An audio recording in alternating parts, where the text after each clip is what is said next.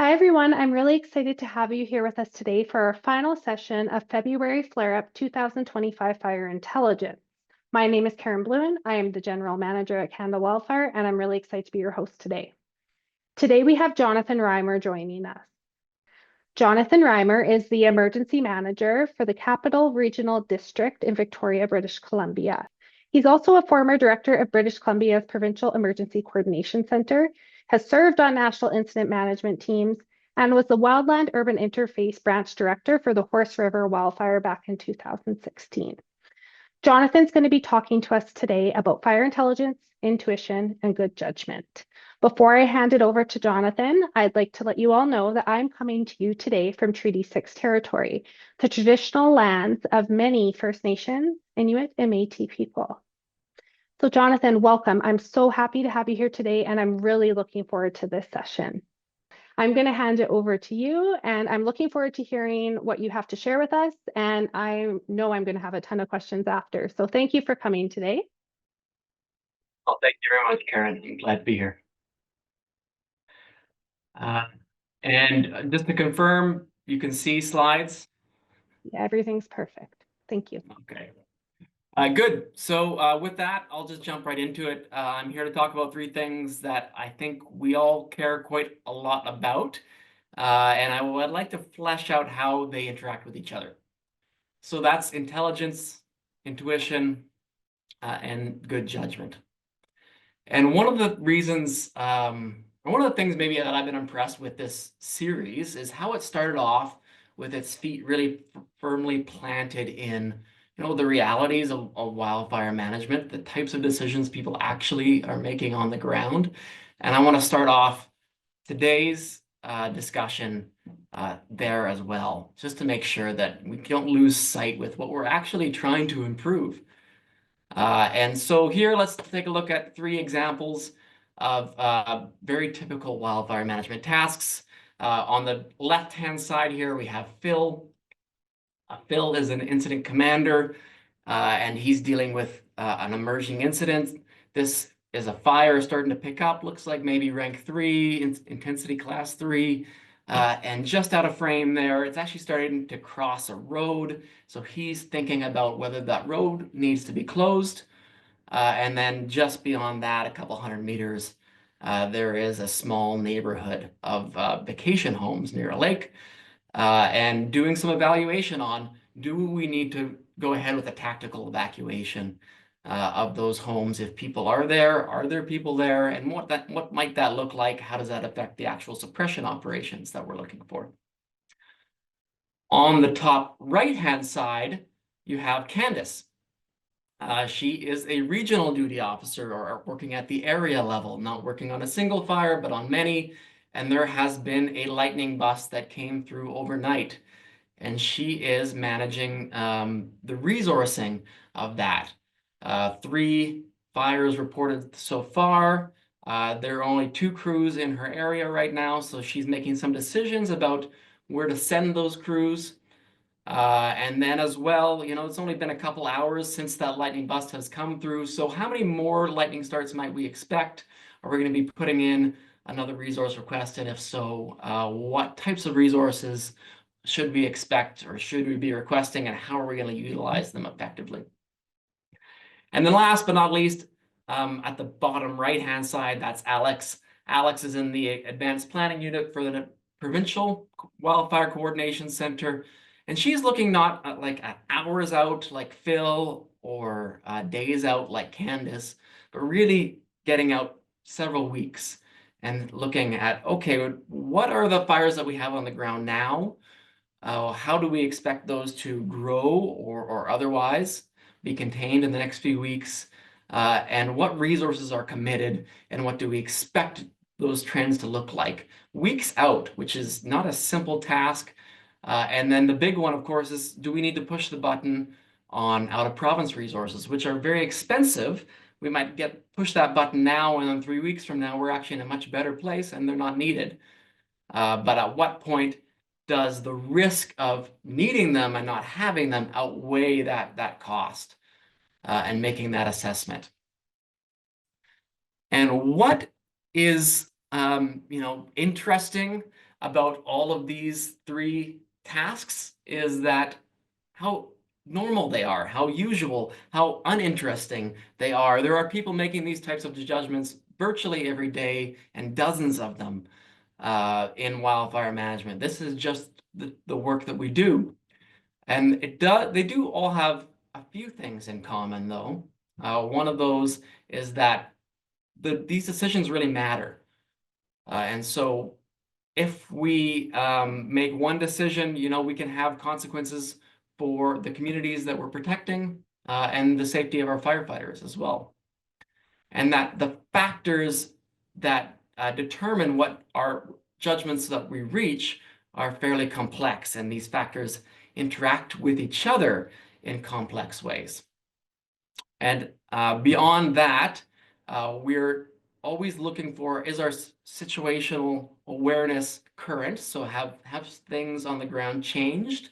And even more so, how do we expect them to change in the next few hours or days, or as you saw, weeks there? So they're dynamic over time. And speaking of time, we don't have enough of it. We don't have the type of time that we generally would like to make these types of decisions. We often have virtually no time at all, and so you have to make these decisions fairly quickly.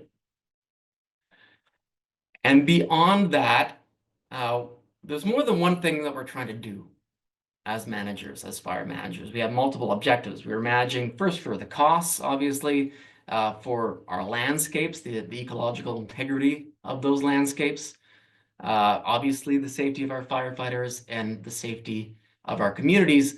And we're making trade-offs between those objectives and more. For example, if we're considering, say, a hover exit on an emerging incident, we'll be looking at the operational objectives that we can actually get with a hover exit, because we're exposing our folks to a new type of hazard, and we want to make sure that that hazard is worth putting them at that level of even a relatively small exposure. There's layered uncertainty, and what I'm getting at there is that you can say I have uncertainty about how much the fuel type on the ground matches, the reference class. Is that a real C3? And then that gets baked into uncertainty about your fire behavior prediction. And that gets baked into uncertainty about how likely it is for your tactics to succeed. And that we're trying to track all these different levels of uncertainty over time. And the last we'll talk about here is this poor feedback. And that is really recognizing that you can go out there on an incident and you can make, say, really good decisions, actually, probably the best decisions that you're able to, and you could still see perhaps bad outcomes from that. And vice versa. Perhaps we see this even more often, and we don't make the best decisions that we could have in hindsight, but yet we don't have the really bad thing happen. We quote unquote get away with it. And so there's this disconnect between the quality of our actions and the quality of outcomes that we see, and that can make it really hard to learn over time. So this together, all of these together, form the environment that we work in. And fire managers grow comfortable operating in this sort of environment. They even learn to thrive here. They learn what to pay attention to, what can be ignored, when we need to stick to our plans, and when we need to go back to the drawing board. And perhaps the most important skill that any fire manager develops over the course of their career is this ability to apply good judgment under very challenging circumstances. Because we don't get the option to make the exact best call 100% of the time. That is what uncertainty means here in practice, that we can't know things that will matter. But we can continually improve our ability to make good judgment calls over time. And that is the end goal of our training and our mentorship and our after-action reviews, because we know that even modest improvements have outsized consequences. Let's say, that you're making the best possible call about 70% of the time, for example, when you're facing a certain circumstance. and you're able to increase that number to 85%, that is a huge change to the effectiveness of your operations and the safety of your people. So this is our challenge as wildfire managers. And what's new is that we are seeing this huge information boom in wildfire. That's our predictive services units and our remote sensing and our machine learning and models that have models within them. And there's whole new classifications of technical specialists on our IMTs and in our coordination centers. And all of this is starting to reshape what our operational decisions actually look like. And the goal for all of it, of course, is better real-world decisions. And how can we do that? How can we translate information into better decisions? And this is not an abstract question for me. On the left here, you see this is the Emergency Operations Center that I work in over here in Victoria, BC. And myself and the teams that I oversee are tasked with making these sorts of high consequence decisions. And I'm committed to giving us the best possible chance of success there, as all of you are, I'm sure. And when I haven't been able to find tools that I've needed, or that I've thought I've needed at least, I partnered with scientists from the Canadian Forest Service, from the US Forest Service, to develop new tools. That's an example over on the right here. So I'm guilty of the models observation here. But over the past few years, I've really delved into the science of high stakes decision making in a way that I just wasn't familiar with as a practitioner. And as a result, I think really differently now about how to support my team and what types of tools actually move the needle here.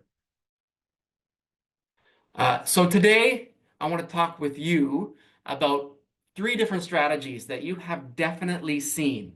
So wildfire intelligence strategies, how to translate intelligence into better decisions. And you have feelings about these strategies. If you work in wildfire management, I guarantee that you have seen these and you already have thoughts about them. And so I want to explore those with you today and to get an understanding of where they work best and where we might want to avoid them. And I want to, at the end, introduce one strategy that you have never seen in wildfire management. So we'll start with the first strategy, and that is, I'm calling it intelligence on demand. The metaphor here that I'm using is kind of like intelligence on tap. So your intelligence folks have come to your operational folks and really let them know what you can get and made it easy to request and receive intelligence. And then it's up to those decision makers to go ahead and know what they need when they need it, and then to ask for it at the right time. So it's available, it's there, and it's really up to the decision maker how they integrate that into their decision process. And there was a time when decision analysts thought they had decision mapping pretty well mapped out, that you identify your problem and you generate all your different options and you find some way to compare those options. But when these researchers actually went and talked to firefighters and other first responders, they were really surprised by what they heard. People on the ground talked about relying on a type of spidey sense, or sometimes ESP. And they'd say things like, oh no, I just acted automatically based on my experience. And this is essentially true that when you think about a manager and they're asking, is this fire going to jump the road? How are we going to prioritize these 2 new incidents?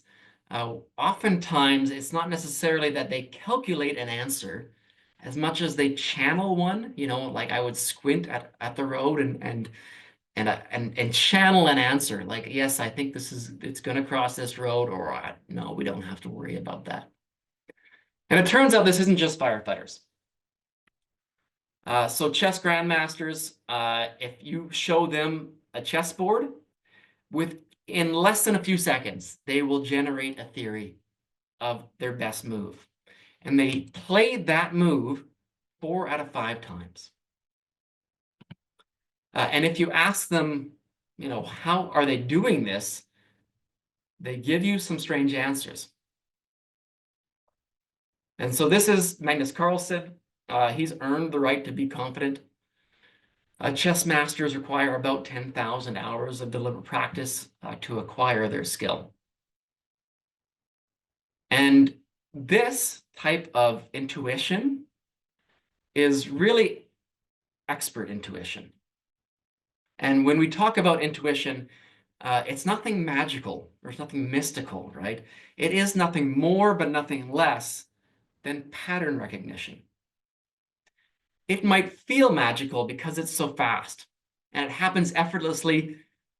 You can't even stop yourself from performing this type of pattern recognition. It can integrate information that you're not necessarily even consciously aware of. And so this is what we're talking about when we start talking about, trusting your gut or building out your mental slide decks. And firefighters usually learn to trust their gut over time. But intuition is not all just rainbows and butterflies and magical grandmasters. When we face a dilemma, our intuitive solution often bubbles up. And sometimes that solution is brilliant. And sometimes it's not that good. And most of us can recall at least a time that we can remember when a confident intuition turned out to be mistaken. And one good example here, I don't know if anybody remembers the movie Moneyball. It came out sometime in the 2010s. And it's about the Oakland A's. It's a baseball team who won by ignoring recognized experts. The baseball scouts and managers that rely on their experience and their expertise to evaluate players, but they often paid attention to the wrong things. Or they were overly influenced by all sorts of irrelevant factors like details about and how a player looked. And then by going against that grain of expert opinion, the Oakland A's set a league record for the most consecutive wins ever. And this movie and the book behind it was summarized by 2 scientists. And they said something I like. They said that the problem is not baseball professionals are stupid, it's that they're human. And most people, including experts, they tend to rely on simple rules of thumb, on traditions, on habits, and what other experts seem to believe. And I often remind myself that as a human, I'm liable to these same human patterns of thought. And so are fire managers. We can look at a quick example here. So if you ask incident management teams to estimate the chance that their strategy will succeed, they did this experiment down in the States. And they tend to say, oh yeah, this strategy that we're thinking of going ahead with, we give it an 80 to 90% chance of success. So not 100%. We want to hedge our bets a little bit here, but we think we have a pretty good chance of success. When you go ahead and check after the fact, observed outcomes are much lower. They're about 30 to 40%. And so when I first heard this, I figured it was a bit of a trick question. In my experience, anyways, that fire managers are fairly hard-nosed people. We're not prone to the pie in the sky optimism and flights of fancy. So I dug into this a little bit so that I could understand it. And it turns out that there's nothing at all special about fire managers in this. And that we find this same pattern, the same disconnect in students doing their thesis, in entrepreneurs opening a new restaurant, in companies considering a merger or the launch of a new product. That this is a fundamental human trait, a pattern of thought, and that IMTs are human too.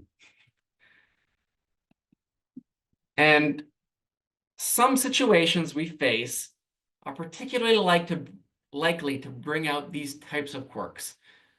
So not just optimism, but there's a whole family here. And scientists have identified 3 different conditions where we should be particularly cautious in trusting our instincts. And the first condition here is whenever we have many conflicting cues. And so, an example for wildfire would be, let's say you have a fire and you're looking at behavior and you're looking at the aspect and you're looking at maybe an inversion, you're looking at the understory type, you're looking at perhaps a drought moisture code, and a few other things. And all of these arrows are pointing in different directions about what you should expect from that fire in terms of behavior. That means you have a lot of conflicting cues. It's a very complex situation. You should be a little bit more cautious. And it gets even harder if that decision is unstructured. And what we mean here by unstructured is that you have a lot of discretion about which cues you pay attention to and how you combine them with each other. So which one are you prioritizing? And then lastly, whenever you get feedback, like we talked about earlier, that is somehow unclear. So you're making decisions, and at the end of the day, it's not simple for you to go back and say, yes, I made the right decision, that was great, or no, I was a little bit too aggressive or too cautious, and I can fix that for next time. So you can improve that over time. If you don't get that good feedback, you're a lot of cues, and you have a fair bit of discretion on how you're making that decision, you got to be pretty careful. Your instincts might not be as effective as you're used to. And if you squint at all of these things together, there is a lot of wildfire management that falls in these 3 sets of conditions. But on the other side here, when, like Magnus Carlsen, can we be a little bit more confident that our expert intuitions are going to be right more often than not? And that is when we get a whole lot of practice at something, right? And then we have an environment that at least is theoretically predictable. And this is about, how closely related are the cues from the environment that we can learn, so the information that we have, and the outcomes that we're trying to predict or manage for. And an example of somewhere that isn't a predictable environment is the stock market, for example, where for whatever reason, people get really strong intuitions about, an individual stock or some move that they're going to should do in the stock market. And statistically speaking, at least, those intuitions are pretty much useless. So, they might turn out to be right, they might turn out to be wrong. There's no reason to trust them at all, though, because it's an unpredictable environment. Your cues are not related to your outcomes.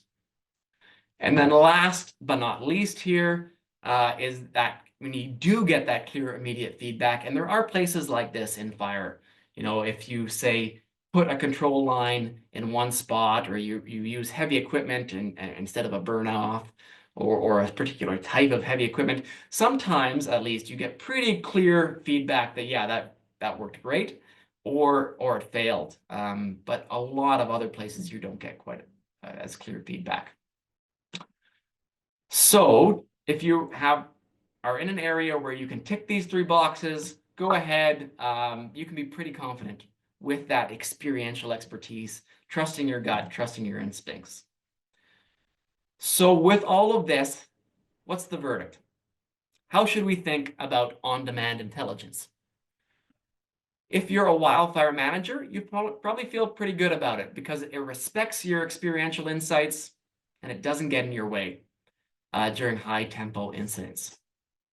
And while you probably trust your own instincts, on the other hand, you've probably also worked with colleagues who make judgments that you would find more questionable. And those folks might benefit from more support in their decisions, perhaps some guardrails. And that brings us to strategy 2. And that is a structured process. And it might come to us as wildfire managers as a little bit of a surprise that other jobs don't make decisions the way that we do. And so if you are, considering building a bridge or, some other big consequential landscape level decision, you don't put an operations chief up in an A-star, have him do a recce, take a notepad and a GPS and make a call over the radio whether, you're going to go ahead with this bridge or not. That there is a whole bunch of standardized processes about, whether feasibility studies or engagement opportunities for different experts and stakeholders and who knows what. And really, this structured process strategy for intelligence is an attempt to take this real world decision-making process, that we've discussed and just make it look a little bit more like that flowchart that we looked at. It ensures people are at least aware of all of the options that they have in front of them, and they have some sort of clear way of comparing those options before deciding. And there's pretty good evidence that this does work. For me personally, I spend a fair bit of time these days on hiring panels, more than I like. I often get the feeling that, gosh, if I could just have an informal conversation with some of these folks in a coffee shop, that would save us all a lot of time and stress, and we'd probably end up hiring better people. And that feeling that I get is wrong. At least that's what the data says, is that unstructured interviews do quite poorly at hiring the successful employees. So despite my feeling the data does not bear this out, it turns out that, identifying what attributes are important to success in the job beforehand, and then drafting standard questions that you ask every candidate really does seem to set you up to make a better choice, even though it doesn't feel that way. And so there's been a number of attempts to bring this type of standardized decision-making into the wildfire management arena, but by far the most ambitious is something called WFDSS. And this is something that they do down in the United States, down our southern neighbors. And don't worry, I'm not going to walk you through any of this so that you can just appreciate the pretty pictures. But there is something that is worth knowing about this. It's a really ambitious piece of technology. It's a web-based application that combines geospatial data, fire behavior, model outputs, risk analysis frameworks, and cost evaluation tools, and it puts them all together. And the other thing that you probably should know is that it is the policy of the US that all federal firefighting agencies have to publish WFDSS decisions for every fire beyond initial attack. So you can expect that it gets just a huge amounts of use, and they have a large amount of fire down there. It looks a little bit like this. I have never used this personally. I know that they're working on a new generation of this, but I do pay close attention to what people say about this tool, because it's a perfect example of this structured decision process, an attempt to add a little bit more process into the response decisions that wildfire managers are making. And for our purposes today, we're going to focus a little bit on the criticisms that this thing tends to see. And so here is a quote from a fire manager, and the criticism is about the timeliness of using this tool. And it's about these incidents that are rapidly evolving, and by the time you can complete a WFDSS decision, that you've lost, a burning period or half a burning period, and that it's just too slow.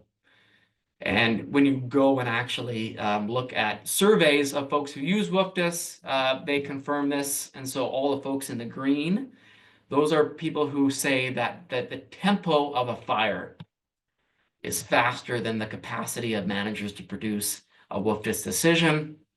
And then in a related criticism, then what people end up using it for is not what it is designed for. It's not actually being used for crafting a decision or going through a decision process.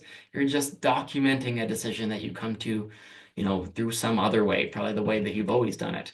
And if you ask people as well, again in the green, that's essentially what they tend to use the system for. What's more, experienced fire managers report gaming with this, and so they know what decision they want to see at the end of this process, and so they are tweaking their inputs, or I don't know quite how this works actually, but they report basically, looking, they're putting in the inputs they need to put in to get the decisions that they feel like they want. But on the other hand, to be fair to WFDS, where a lot of people do say it works really well, is whenever you have a complex decision on a multi-jurisdictional fire, like they often do down in the States, with a whole bunch of stakeholders. And people talk about, putting WFDS up on a big screen with, 20 or 30 different representatives from different agencies and interests, and walking through some of these decisions together and getting people on the same page.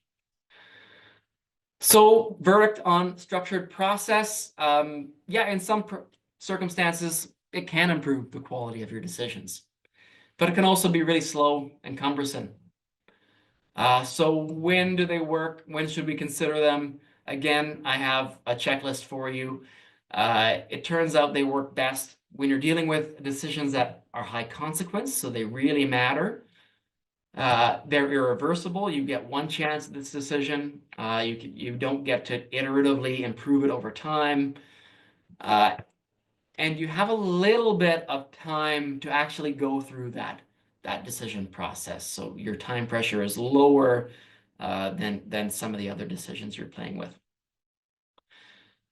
So that is the pros and cons of highly structured decisions. And it brings us to the last strategy that you've probably seen here. And that's an attempt to really split the difference between, this intelligence on tap model and the structured model, and try and get all of the benefits of both of them in some way. You're going to work with operational decision makers to anticipate needs and to create data-rich environments. You're maintaining a lot of flexibility in that decision process, but you're also proactively providing information that folks may not have even known that they wanted or needed. And this is really the approach that, say, most predictive services units are using. We heard from Brett and the national team last week, and I think this is probably the strategy that I would say is their intention, is what they're looking to get out there, because it is something of a best practice for us.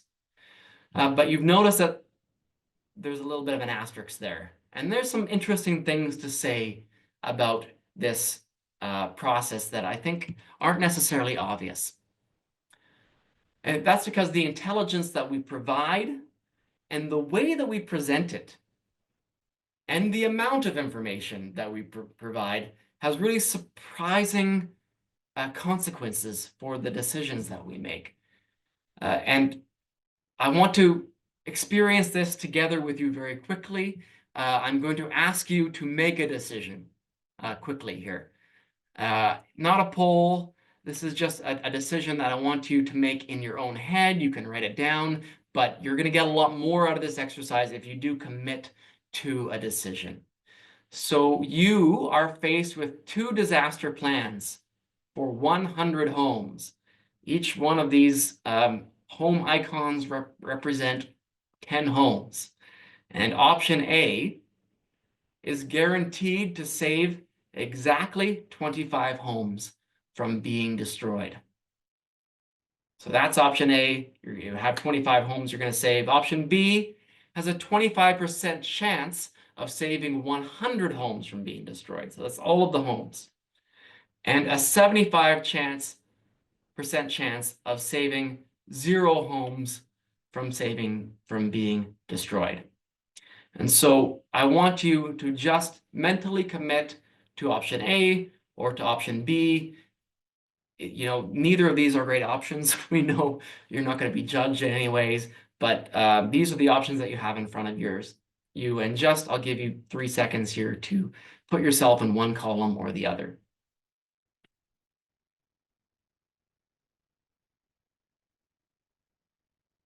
And put it in the chat. There you go. I like that.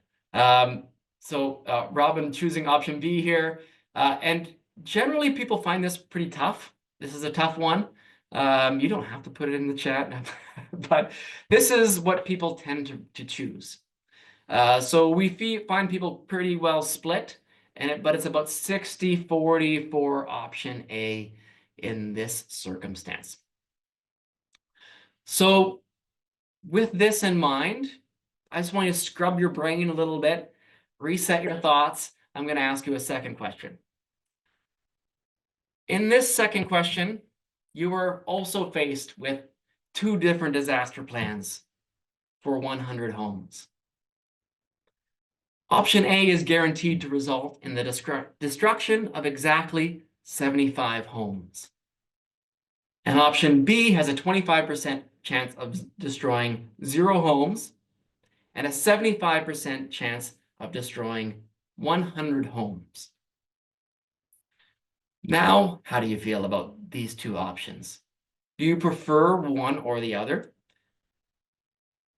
So I'm not going to get you necessarily to commit to one here, but just, have a real quick reflection on how you feel now about these 2 options and which one you'd be more likely to reach. Because if you ask folks this question, there is a strong preference for option B in this circumstance. And what's interesting, of course, is that this is the exact same question as the first version that I asked you. There is no difference in it. And in the first version of this, we talked about, homes that you could save from destruction. And in the second version, we talked about the homes that would be destroyed. Neither of those are the right way to ask this question. It's arbitrary. You can see that people would probably ask it in different ways in different places.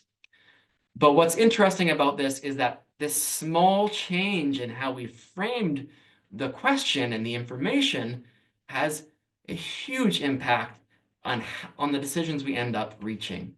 And so if we're not thoughtful about the way that we ask these questions and the information we provide and how we provide it, we're going to end up with very different decisions and outcomes. And there's a second study here that I think you will find interesting, and certainly I did, is that you can artificially change the amount of information that incident management teams have access to. And when one group of scientists, researchers did this, they could increase the amount of information available to incident management teams. It turns out those incident management teams felt really good about having more and more information. They basically said, keep it coming, because they felt that they were able to perform better by having basically an endless amount or as much information as they could get, and then they could pick out the parts that they thought were important. Now, if you go and measure their performance of the teams that received more information, that performance in terms of their ability to achieve objectives, their objectives that they themselves determined and state, that performance actually goes down. And so what researchers have concluded here is that, anytime we spend time evaluating information, that's a choice of spending, scarce cognitive energy, but also time on that. And that what you were getting from evaluating that additional information was less than what you could have done with the other information that you already had and would have done with information that you already had if that information was removed. And so this complicates the narrative for me a little bit, in that what's our verdict on integrated intelligence? Clearly it can improve a lot of our decisions, and people really like that. If you're a decision maker, you're probably a big fan of integrated intelligence. And if you're an agency administrator, you're probably also quite happy and proud that you can, represent to to your public and also the people that you work for, that you are creating a data-rich environment for folks to be making decisions in, right? You're providing them the information that they say they want when they want it. But in that asterisk, I think we need to remember that at least sometimes there's a decent chance that we're actually making some decisions worse here. And so that brings us to a new strategy, a strategy that we have not seen in wildfire management. And I'm calling it behavioral intelligence because it's based on behavioral science. And this is the study of how people act under uncertainty. So it observes real people in the real world as they navigate an uncertain world. And the idea is that when we understand how people actually reach decisions, we can support them in making better ones. And it's an emerging discipline. You might not have heard the term before. It's a combination of psychology and sociology and economics all kind of mashed together in interesting ways. But it has won a couple Nobel Prizes already. These folks there work in this field and really invented the field. And the central tenet for our purposes is that we can design better decisions. And that small changes in that decision environment can make it easier for folks to reach good decisions. And quite often it uses three different approaches or tactics, we could call them. The first is to work with that expert intuition that we talked about, find ways to more effectively and efficiently develop that expert intuition. It can anticipate some of those cognitive human factors we talked about. The technical term is a cognitive bias. And then we can say adjust for those factors either before or after during that decision process. And the third is that we can take decision processes that have just proven to be really reliable and robust and integrate those over time. The technical term for that being decision hygiene. So taken together, this is the buzzword section of my talk, is that this is, a really human-centered, evidence-based approach to decisions. And so the tools that behavioral scientists use to achieve these ends, to improve our decisions, are various. We're not going to walk through really any of these here, but this is just a small example of the types of ways that they subtly change the decision environment in ways that are beneficial for folks who are making decisions. But I do want to look at a couple concrete examples, one of which is in doctors, physicians. They were able to decrease the amount of antibiotic prescriptions that they were writing from 20% to less than 4% by giving physicians one small piece of information: how the number of prescriptions they wrote compared to that of their peers. That was information that they have never had before. They do their thing, their peers do their thing, but by showing them where they compare with their peers in terms of their rates of prescriptions, that had a large impact on their patient-by-patient judgments when issuing prescriptions. Another example is decision training, or some people call it probability training or other names, where if you give folks information on their cognitive quirks and how to navigate them in professional judgments, they can actually go and improve those judgments. And what's really surprising to me anyways, is how efficient it is. So in the research here, when they gave geopolitical analysts a single hour of training, that improved their judgment accuracy about 14%. And those improvements lasted over a year. So multiple years of improved judgments from a single hour. But if you want to take one idea from this talk and bring it into the real world, let it be this one. It's a pre-mortem. You can apply it in virtually any situation where you have a few minutes and a team.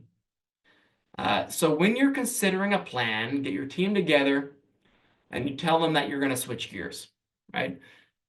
Pretend that you are looking into an imaginary infallible crystal ball, and oh no, your plan has turned into a failure, a fiasco. That much is certain. And next, you go around and you ask each team member to take 2 minutes and to write down the reasons why that plan failed. And once your 2 minutes are up, then you go around the room, you ask people to announce their top reason or two. And then lastly, have that team take another 2 minutes for each member to identify a few actions that they can take to improve their plan. And so this short exercise will improve your decisions. The research is really clear here. And if you find this type of intervention interesting here, I'm going to point you towards a discussion paper that I wrote with a few colleagues of mine. There's a QR code. You don't have to try and catch it now. I'm going to put this up at the end of our session today. But I do want to recap. Fire management is a profession of making really good judgments in really difficult circumstances. And we have an influx of new data that promises to make those judgments better informed. And here we have these, 3 strategies here on the left that purport to do that in different ways, right? Intelligence on demand, we have a structured process, and you have this integrated intelligence that splits the difference between the two. And we've seen that these often work, but they can also make a difficult situation even harder.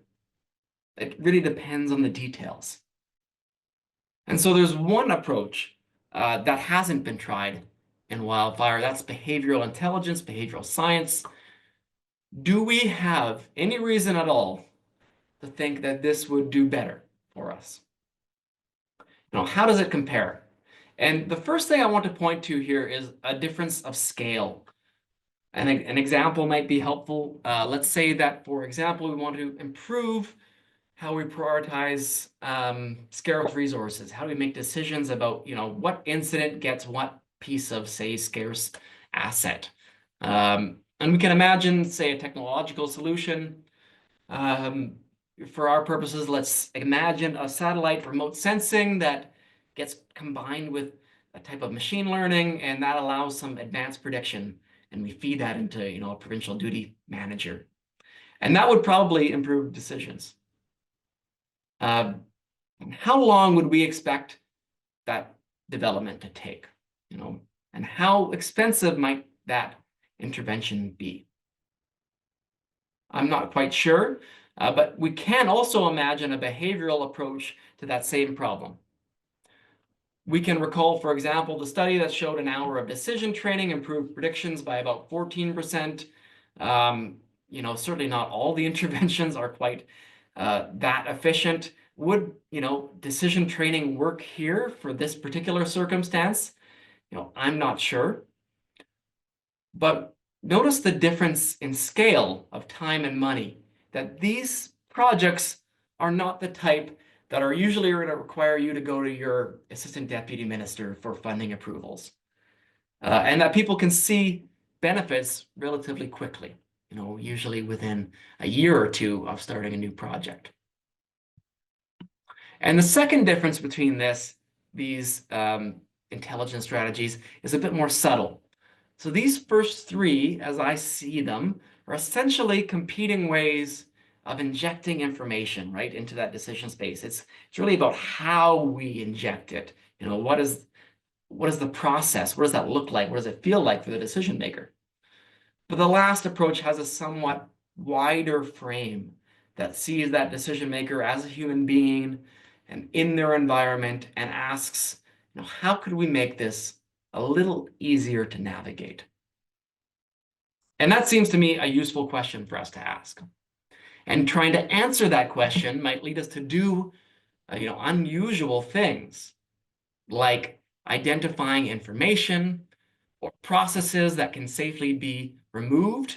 So we might even be removing information from a decision process, or at least de-emphasizing some of that information or processes. So let's assume that you're at least curious about behavioral strategies. And if so, you're in good company, because we could never do what the Oakland A's did again in baseball, and not because that doesn't work, but because every other team has caught up and is explicitly using behavioral science in virtually every aspect of their game. That's not just baseball. The Houston Rockets were early adopters in the NBA. If you follow NBA, the same pattern is now playing out actually in the NFL or NHL. And that, for those of us who are seasonal workers, if your counter-seasonal work takes you into medicine at all, or takes you into the avalanche industry, into that snow industry, you're probably also familiar with some of these behavioral tools because they've been using them for many, many years now. And that's also the case with the military and with business and finance and so on. And so it's really time, I think, for wildfire managers to look at what would it look like for us to start learning these lessons. So what does that look like? Really, I think depends on what our individual roles are. So I know on this call we have a number of different folks from different aspects of the wildfire world.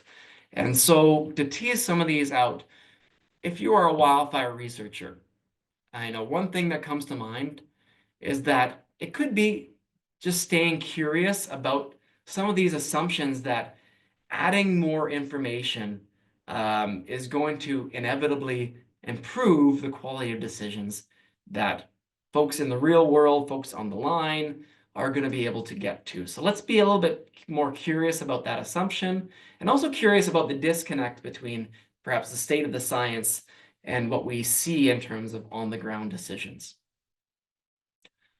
If you are a wildfire manager, a few simple tools can reliably improve your judgments. And I'd encourage you to really start with that pre-mortem with your team, see how it feels, how it goes. And, personally, I'd be really curious, reach out to me, let me know how it went for you.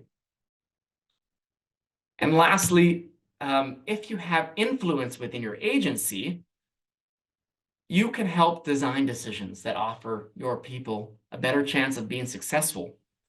And these could be small tweaks into how you present information, or it could be a pilot project on a particularly sticky decision environment.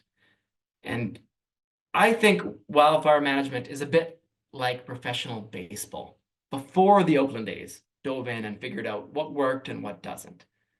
And that we could be the Oakland A's, but it will require doing new things. Is that decision training specific to IMTs or crew leaders? Is it some group deliberation process on resource allocation? These might be really fantastic ideas, or they might do very little, but we can't know that until we try them. And so this is the close here. By any measure, wildfire management has really moved into a more challenging era. And one way we can measure that is that the aspects that make wildfire judgment difficult, challenging, those are on the left there. We can look at those and we can see that these are all on the rise. We can expect that within a few years, a few decades, all of these are going to be more so than we have now. While on the right-hand side here, we're seeing those conditions for experiential expertise, something that we rely on as wildfire managers. And those are, I'm not as optimistic about those. I can expect that we're going to see these growing less common over time. And so as wildfire managers, we're going to need pretty much every experience that we can muster, or every advantage, sorry, that we can muster. And behavioral science offers a significant advantage that I think as a community of practice, we can no longer afford to pass up. And so with that, I would like to open us up for questions. And I don't know if you have any questions that have already popped up, Karen? Yeah, thank you, Jonathan. That was so great. I have 2 pages of questions, although I will do the ones in the chat first.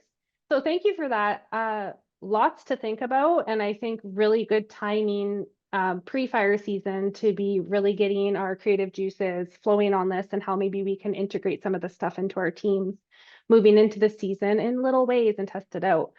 So the first question I see in the chat is asking if you have a guide or a lesson plan or perhaps even a checklist about the steps to conduct the, they said post-mortem, but I'm assuming they mean the pre-mortem, or like looking at the pre-mortem of what could happen post-mortem.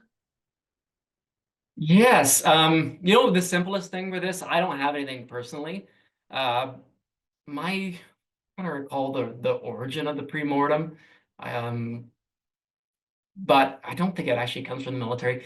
If you type the word pre-mortem into Google right now, you will see a lot of guides on how to do this well.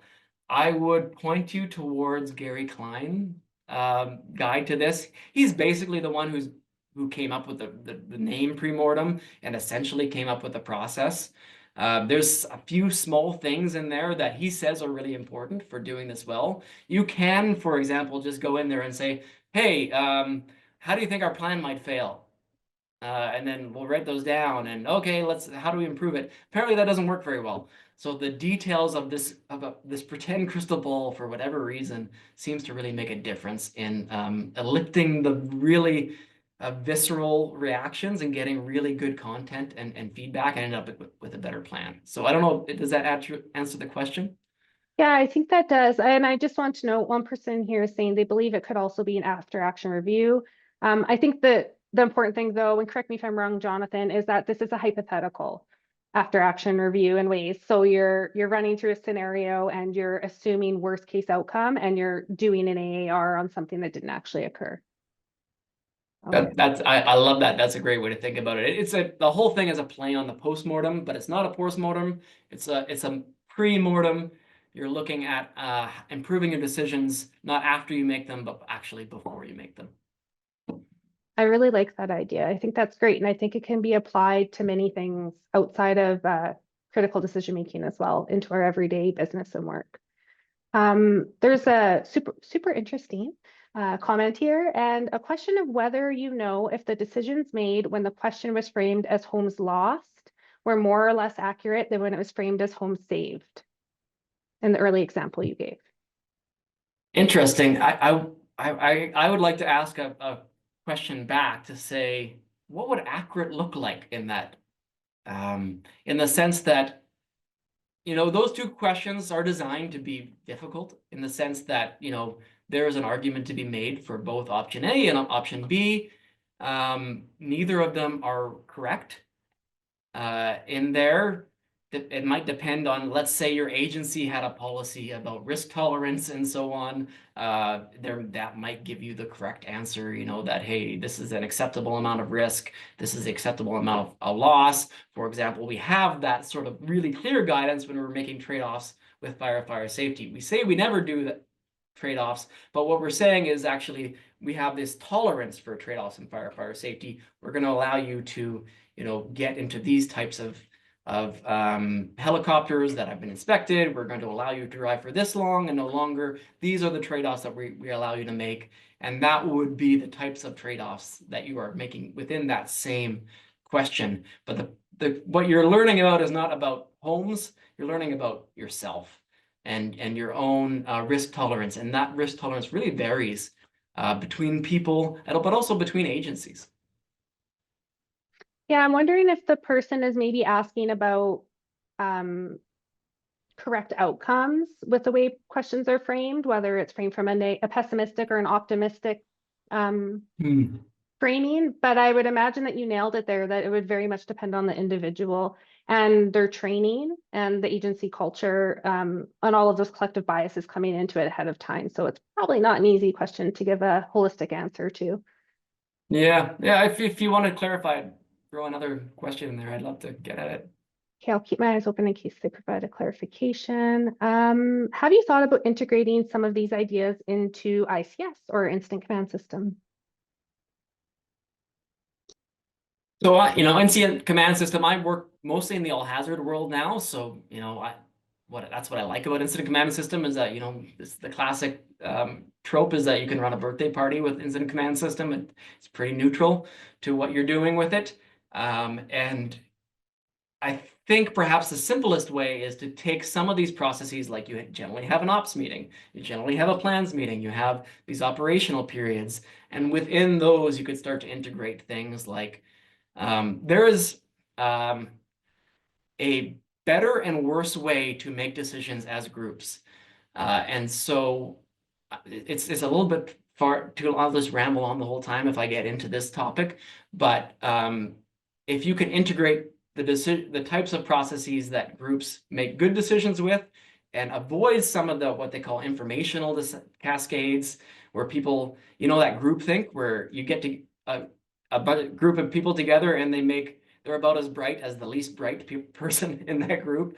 That's what we want to avoid. And so integrating that within your ICS processes, your operational rhythm, that's probably the cleanest overlap I see between those two Venn diagrams. Yeah, and I like that you brought up groupthink, and I think it's important to note that there's so much research now supporting diversity in teams to avoid that and actually have better decision making and outcome. By introducing diversity in teams, you introduce people who ask questions.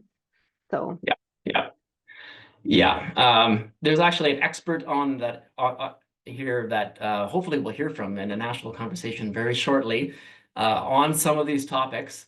And you've heard this phrase, wisdom of the crowd.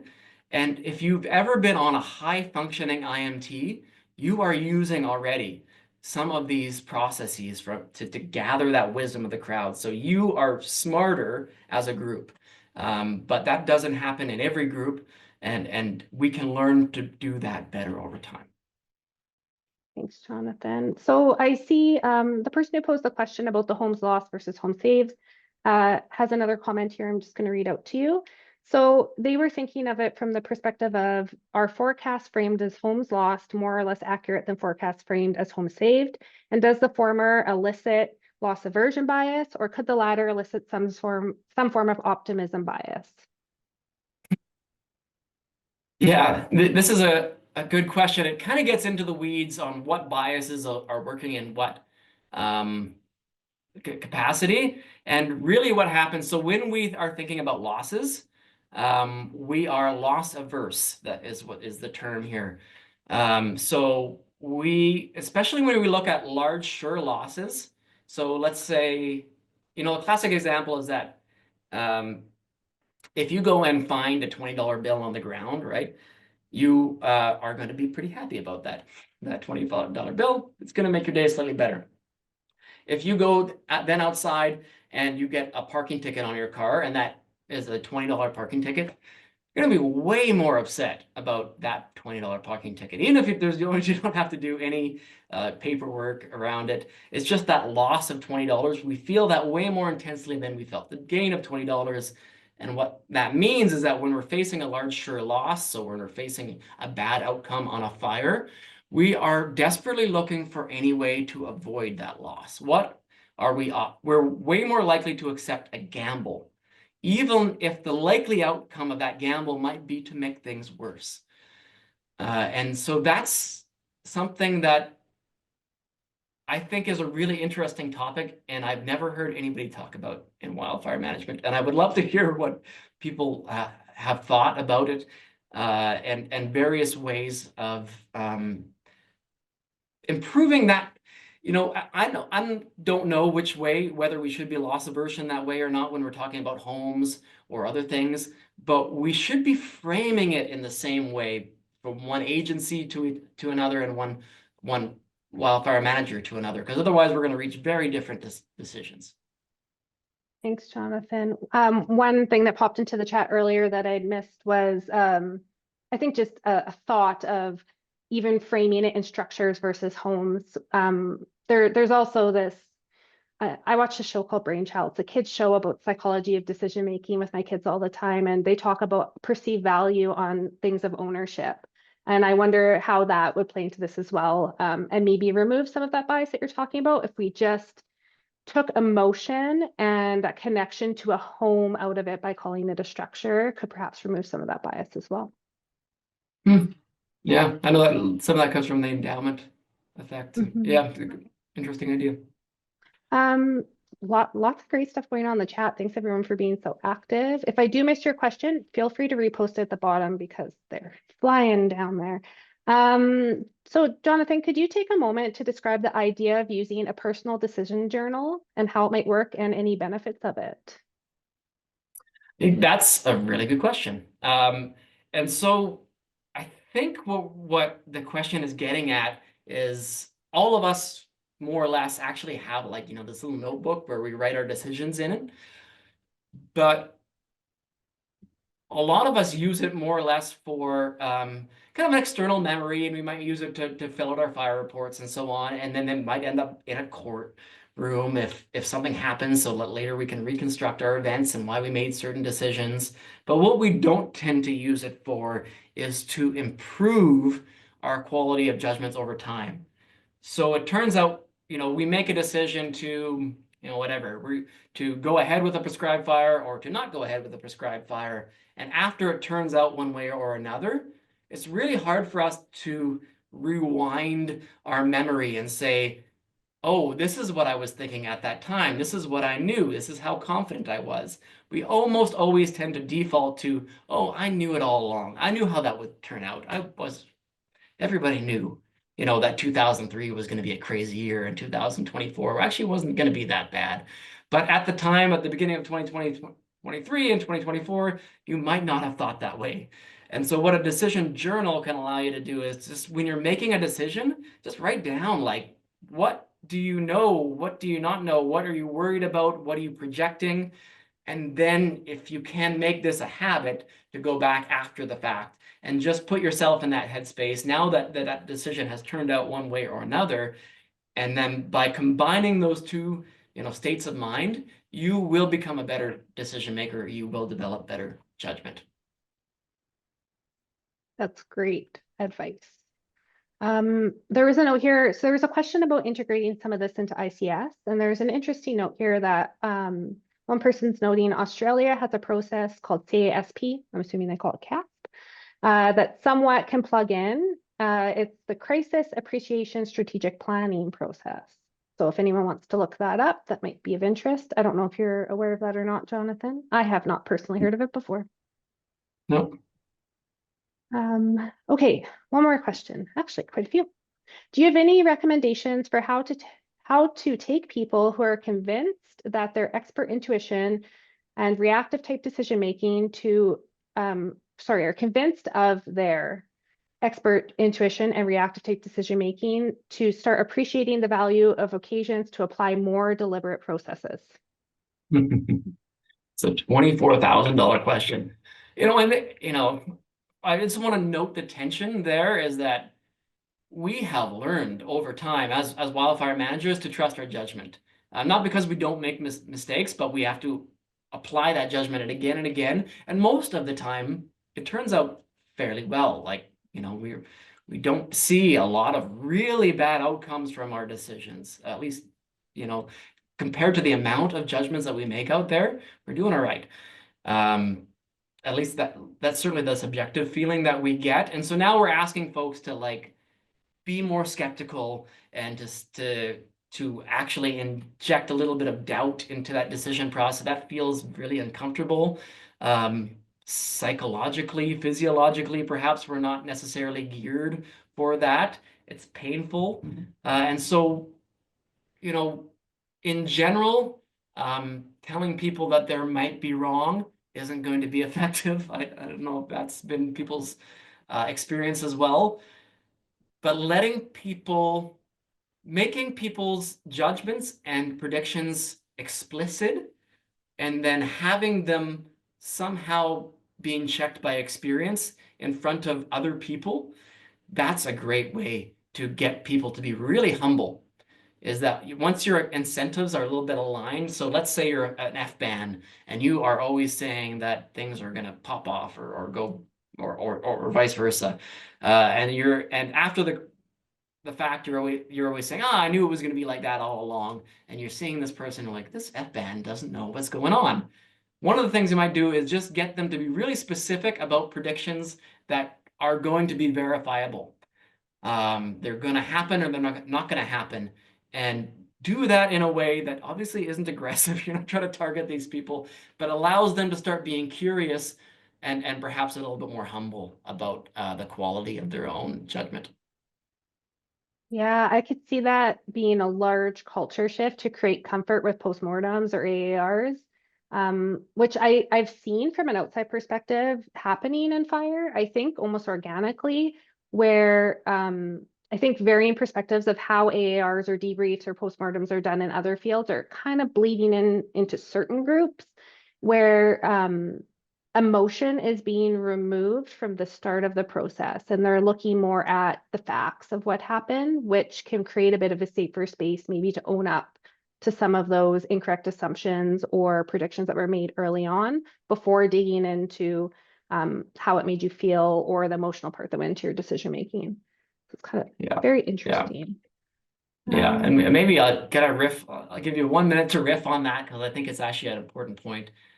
Is that right now we tend to judge people on their outcomes. So if you were on a fire and that fire went poorly, we often map that result onto the quality of the decisions that you made on that incident, right? We say, hey, you know, man, that team really, man, that did not turn out well, and maybe that team isn't very good or didn't make a good decision in that circumstance, and they should have made this other decision that now we know, you know, that say the Horse River fire is going to be huge and massive. Why didn't you prioritize it right away? You didn't make a good decision there. But I think we need to be a lot more curious about the fact that we are making decisions in a huge amount of uncertainty, and that we need to accept that sometimes we're going to make the call that's going to be right 80% of the time, and 2 times out of 10, that's going to be the wrong call, and it's still the right thing to do ahead of time because you can't have known that.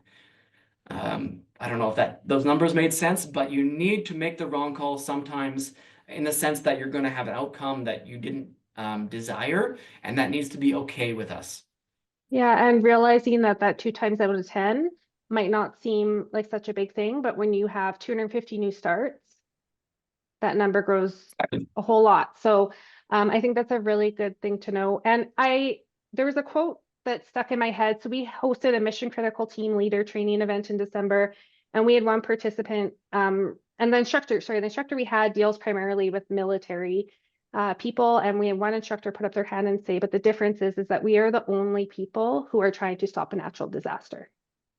And I think that's something that hit a lot of people in that room. No one stops the hurricane, no one stops the tornado, you mitigate the fallout. And we have this unrealistic expectation, I think, on fire and fire managers and operational folks of stopping every natural disaster that occurs. So something to keep in mind.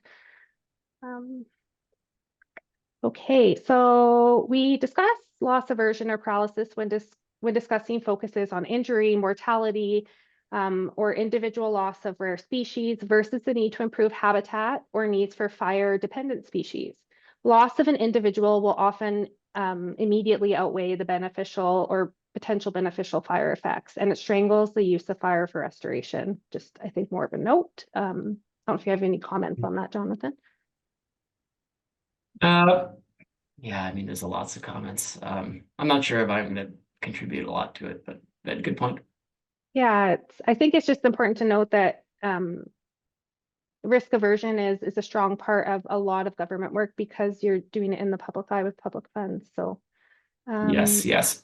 And I maybe, okay, now I'll limit myself to 60 seconds here. If you think about what you don't like about bureaucracies, one of the things you don't like about them is that they are so risk averse. They can't ever afford to make one mistake. So there's so much process. It takes so long because, you know, folks who expect their decisions to be revisited with the benefit of hindsight are going to be very careful about those decisions, and they're going to never want to expose themselves. They're always going to be seem to be following some sort of standard operating procedure.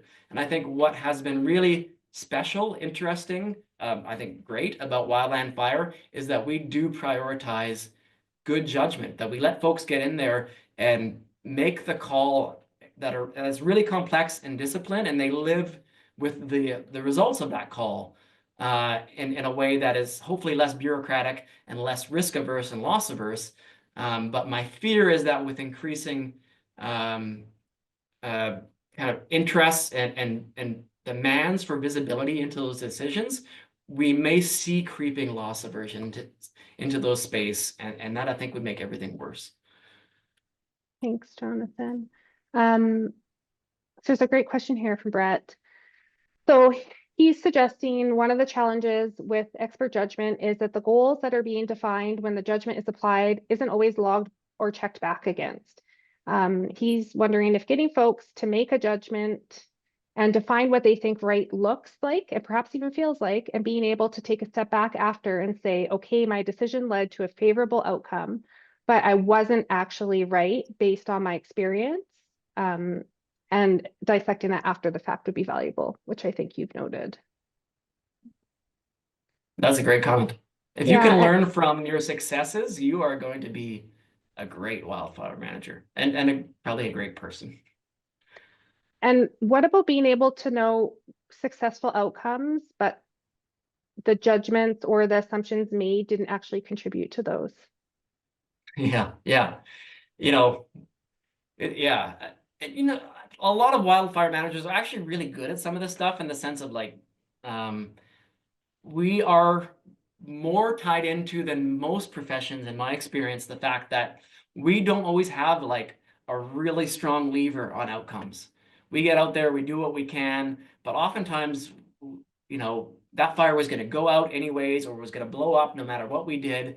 And so we're working around the edges. We're trying to find, a leverage points where we can actually make a difference, but sometimes we can't, or sometimes what we do, we're not really sure if it's made a big difference.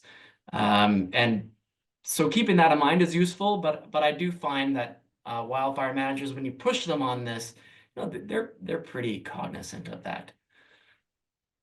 Thank you. There's a question here around near misses.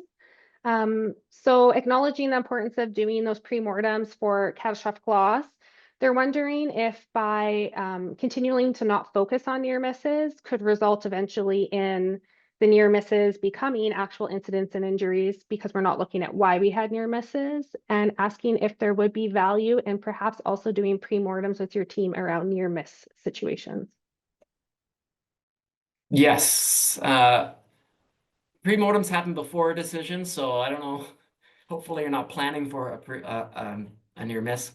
But certainly post-mortems around near misses, I mean, that's a standard thing. Hopefully most agencies are doing that now.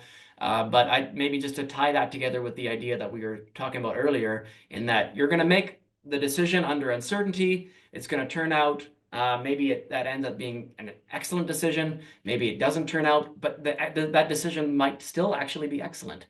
And so judging the quality of that decision with what you knew at the time, rather than the outcome only, things that you couldn't have known at that time. And that, I think, building that into our culture is going to get us a lot more comfortable talking about near misses, and then hopefully preventing the big bad things from happening. Thanks, Jonathan. Are you familiar with the book Thinking in Bets? Fantastic book. I recommend it to everybody. Thinking Fast and Slow, Thinking in Bets. Gosh, I don't know what else to recommend, but start there. Those are both great. Okay, thank you. There's a question if you had any suggestions on concepts from that book that could be applied, but I think the theme is just get the book. Yeah. I don't have anything off the top of my head. She has a word for what we just talked about called resulting, judging the quality of your decision by how it resulted. And that is maybe the biggest problem that we see in terms of decision analysis. We want to improve outcomes, but we can only judge the quality of our decisions. Thanks, Jonathan. There's a really great question here from David, and I'm going to change it a little because it links into my first question I have on my sheet. And it's getting back to expert intuition, experience, past practices. And you've acknowledged how important those past practices, experience, those file folders are in our decision making. But how do we factor in that our environment is different than it was when we made all of those file folders? Yeah. And that we may have expert experience, but the scenario may no longer be relevant to what made us an expert. Yeah. Yeah. And maybe I can use, I'm just thinking out loud here, an example. Does anyone know any, like, third year crew leaders or fourth year crew leaders or even crew members? What often tends to happen, maybe not the first year crew leader or something, but once you start getting a little bit of experience under your belt, you usually start growing in confidence, right? You start being like, I know how to run this game. And it's the old dogs, the ones who have done it 20 or 30 years, who realize these guys have never seen a decision go poorly. They've never showed up to a fire, looked like they could capture it, and then it just took off the mountainside because they haven't been around long enough, but they will. One time they're going to show up to a fire and that fire isn't going to match the slide deck, the experience that they've had, because it's outside of their experience and they're not able to recognize that. And that's maybe a metaphor for what we're heading into now with climate change, with, a no analog situation, where we have different fuels, where we have, values at risk in areas that, we never had values at risk in. And so we have now these old dogs who are going to fires and saying that this isn't matching my experience, my slide deck. And how can we anticipate that? Like, that's great, that we know that. You keep hearing people say this again and again. My question is, how can we move that earlier in the process? Is when you're showing up to an incident and you're trying to say, how strongly should I trust my intuition, my experience in this? And how much do I need to stay open to the possibility that this might behave in a way that I've never seen, because things are different now? Thanks. That segues us really good into the next question. And I'm going to preface it with a quote that someone put in the chat. So good decisions, good outcomes, bad decisions, good outcomes, but you can also have good decisions and bad outcomes. And it Right. segues in really well to this idea and a comment here that of working through training scenarios of no-win situations. And there's a note here from one of our participants that they've been trying to integrate no-win scenarios into their team. And this is perhaps a little concerning, but what they're finding is that the team tends to refuse the existence of no-win and continue to take on load. It's super important to training our personnel to allow them to realize when there is a no-win situation. And that's got to be so important for burnout, but also the mental load on your team, to not realize that we're entering situations now where there is a no-win and it's not on them as a person. The situation is bigger than the team. Yeah. Yeah, that's I think a great point. And it's part of why some of these practices actually work, is that when we are, say, imagining a plan, it can be a plan about anything, but we're gonna move across the province. What we imagine is every step of that is packing up, it's getting the car, it's taking the ferry. I'm on Vancouver Island, and then we add all that together and we say, okay, this is about how long we could take, this is about how it's gonna go. But when we actually get there, there's 100,000 ways that things can and do interfere with our plans. And those don't come to mind nearly as easily. And so this is a classic example for, like, when I was a crew leader, or even incident commander, you learn that you take your estimate of how long it's going to take you to action this fire, for example, and I would triple it. Just because I know time after time that my initial estimates were so far off. But if I doubled or tripled, you kind of, over time, you kind of say, okay, that one was a little bit too long, but now this one's too short. You dial that in over time, and you get a little bit of an intuitive sense for, and you get better at anticipating how things might go wrong, or the million ways, including those win scenarios. So you want to introduce that sort of, like, how can we introduce the problems like pre-mortem does? And that's how it improved decisions. It forces us to imagine things that don't come to mind as easily. Thank you. Okay, I got a follow-up question here. I'm just waiting on the clarification from the person who sent it. Do we need analogs in changing ecosystems? So requiring analogs would result in 100% failure on the first interaction with all new scenarios if that was the case. We have knowledge of the rates of change that will result in failure to catch a fire. We know what kinds of conditions lead to excessive growth. All too often, I think we are looking at immediate slide as if it were, or as it were, rather than aggregating the last 10 slides to better describe the evolution. So it's impossible to extrapolate from a single data point. I guess. Yes. Yeah, I mean, that's great. And, you know, there's anyways, you know, for better or worse, we tend to prioritize things that are more recent in our memory. So, you know, in 2024, we were all worried about 2023 happening again, right? And in some cases, there were things that played out. But whatever is more recent in our memory, we tend to recall that more quickly. People buy earthquake insurance after earthquakes, but you're not at a higher risk of earthquakes after an earthquake. You're just more likely to think about it. And maybe one of the helpful ways that could influence our decisions is that if, you know, our conditions are changing over time, we're seeing things drift, perhaps our more recent experiences are actually more relevant than our older ones. Thanks, Jonathan.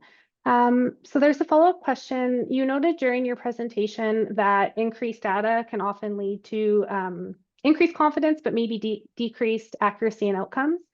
And so there was a question around if there are perhaps scenarios where this holds true, but ones where it doesn't. So the example or idea was perhaps too much information to an IC or an ops chief might be overwhelming and lead to that decrease in output. However, more information may be needed for an FBAN or people working in those type roles. Have you seen anything where maybe there's nuances there, or does that tend to hold true across the board with the increase in data?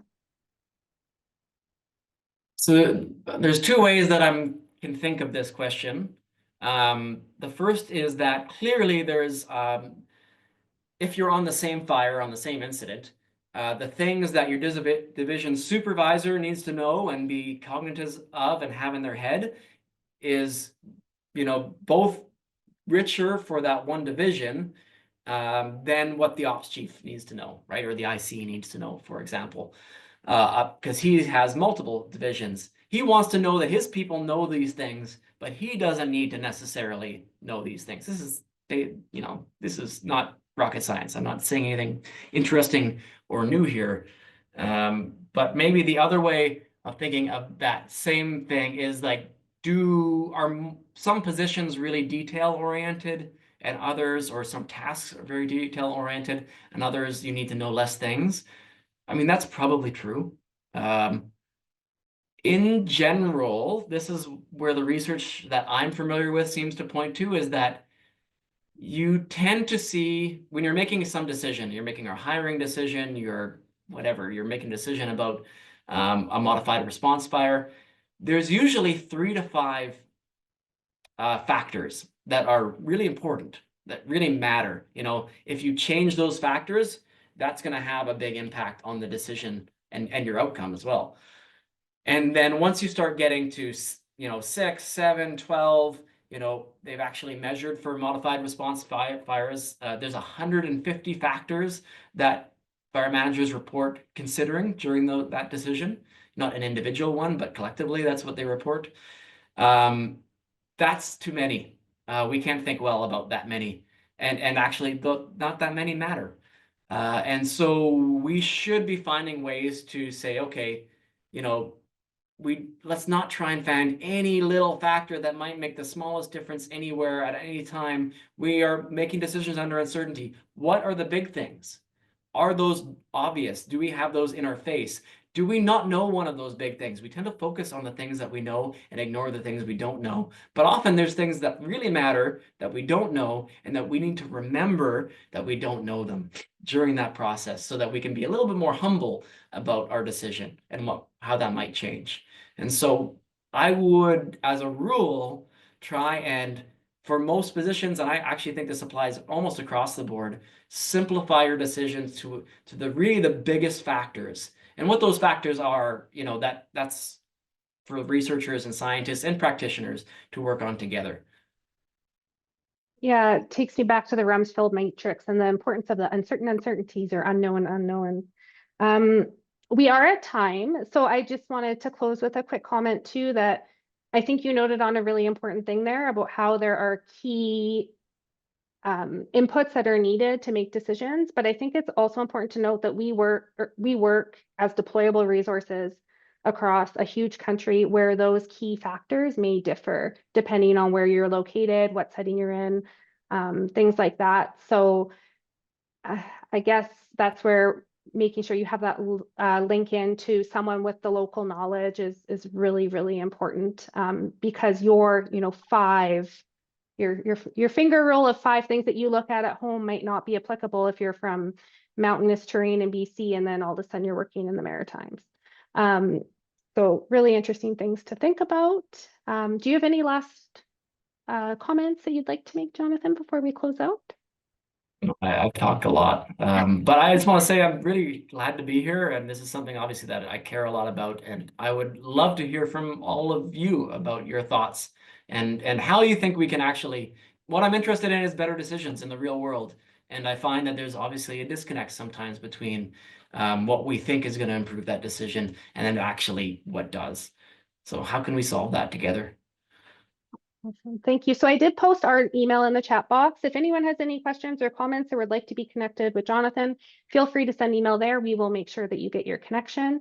Thank you to everyone for participating. What a great interactive session. And thank you so much, Jonathan, for joining us, closing out February Flare Up in such a real, tangible, and important way. Bringing it, like you said, we started out being grounded in what it takes to make decisions. And I think you circled it right back to that grounding of what are important considerations as a decision maker. So thank you so much. Have a wonderful weekend, and we look forward to seeing you all at our March webinar.